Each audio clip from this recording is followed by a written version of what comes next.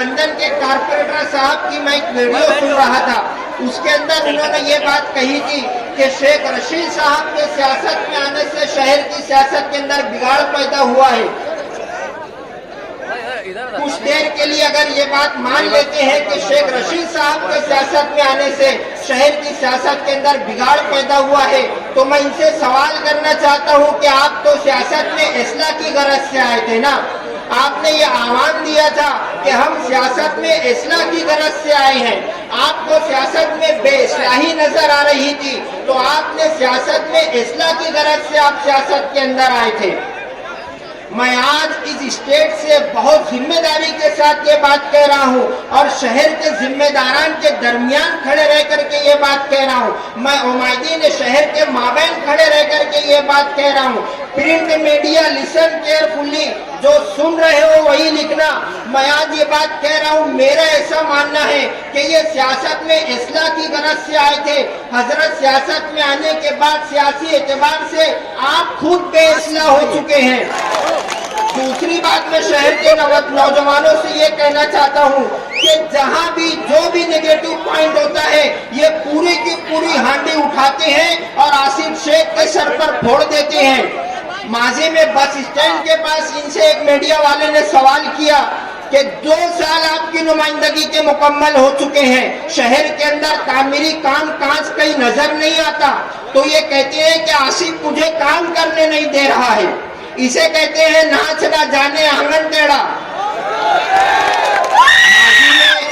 12 نومبر کا معاملہ ہوا، میں شہر کے نوجوانوں کو خاص طور پر یہ بات بتانا چاہتا ہوں کہ آپ لوگوں کو جذباتی تقاریر کر کے نعرے تکبیر کے نام پر آپ لوگوں کو گمراہ کیا جاتا ہے۔ شہر کے اندر کچھ لوگ ایسے ہیں جو اپنی سیاسی مفاد کے لیے اللہ کا نام استعمال کرتے ہیں، امت کے اندر شہر کے نوجوانوں میں فتنہ برپا کرتے ہیں۔ میں شہر کے نوجوانوں کو صاف طور پر یہ بات بتا دینا چاہتا ہوں کہ ہر نعرے تکبیر اخلاص اور للہیت کے ساتھ نہیں نکلتا، کبھی کبھی نعرے تکبیر کے پیچھے بڑے بڑے فتنے بھی دفن ہوا کرتے ہیں۔ اقبال نے کہا تھا ناحق کے لیے اٹھے تو شمشیر بھی فتنہ، شمشیر ہی کیا نعرے تکبیر بھی فتنہ۔ میرے بھائیوں، آپ لوگوں کی جوانیوں کے اوپر سیاست کی جا رہی ہے شہر میں، جذباتی تقاریر کر کے نعرے تکبیر کے نعرے صدائیں بلند کر کے آپ لوگوں کے اوپر ووٹوں کا کاروبار کیا جا رہا ہے۔ ماضی میں نوجوانوں سے 1 لاکھ سے زیادہ ووٹیں بٹور کر کے 12 نومبر کا معاملہ ماضی میں شہر کے اندر ہوا، آصف شیخ رشید اس کے اوپر تفصیل سے آپ لوگوں سے گفتگو کریں گے۔ میں صرف ایک بات آپ لوگوں کو بتانا چاہتا ہوں کہ 12 نومبر کا معاملہ ہوا، پولیس نے بے قصور نوجوانوں کو اٹھا کر کے جیل کی سلاخوں کے پیچھے دھکیل دیا۔ آپ تو قائد و سالار ہیں، سپہ سالار ہیں اور نہ جانے کون کون سے سالار ہیں۔ پولیس جب بے قصور نوجوانوں کو اٹھا کر کے جیل کی سلاخوں کے پیچھے ڈال رہی تھی، اس وقت آپ کیا کر رہے تھے؟ آپ نے تو ملک کی بڑی میڈیا کے سامنے زہر افشانی کی۔ آپ نے کہا کہ شہر کے نوجوانوں کو نشہ اور ادویات کا استعمال کروایا گیا تھا۔ آپ نے پورے ملک کے اندر شہر کے نوجوانوں کی شبیہ خراب کی۔ آپ نے کہا کہ وہاں پر پتھر لا کر کے ڈالے گئے تھے، پورا شہر جانتا ہے کہ بریج انڈر پروسیس ہے، آلریڈی وہاں پر پتھر پڑے تھے۔ میں مالیگاؤں شہر کے نوجوانوں کو یہ بات بتانا چاہتا ہوں، میرے بھائیوں، مالیگاؤں کے بے قصور نوجوان جیل کی سلاخوں کے پیچھے آج بھی سڑ رہے ہیں گزشتہ 2.5 مہینے سے۔ اس کے اندر سب صاحب حیثیت نہیں ہے۔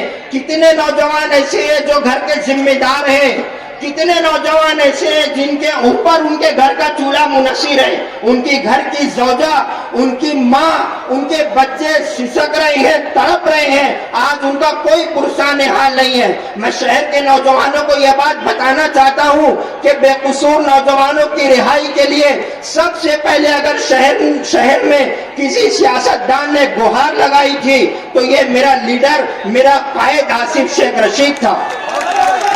राष्ट्रवादी भवन पर सीनियर वकला की मीटिंग बुलवा करके किस तरीका से नौजवान जल्द से जल्द रिहा हो। मैं खुद मौजूद था जब आसिफ शेख रशीद बॉम्बे हाईकोर्ट के अंदर, मैं खुद आसिफ शेख रशीद के साथ मौजूद था।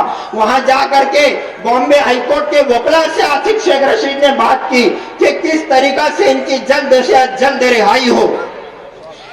आने वाले कारपोरेशन इलेक्शन के अंदर दोबारा फिर रिवायत कायम करेंगे और आप लोगों को गुमराह करने की कोशिश करेंगे।